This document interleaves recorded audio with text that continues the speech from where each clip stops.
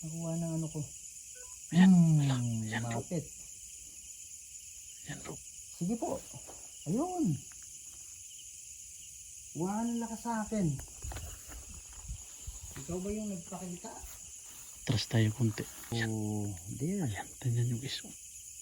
Oh, Bro, kaluluwa talaga yan bro. kaya nga. Yan, Oh, nandyan. pag sinabi mong i-debunk natin, sabihin mong yung ano, yung mga kahoy na yan. Hindi yan eh. Sana hindi mawala. Mm. Sana nandyan lang lagi, di ba? Mm. Kaya lang wala eh. Oh. Parang paliwanag yan. Sabi kasi nila baka yung kahoy parang tao. Pero pawala-wala eh.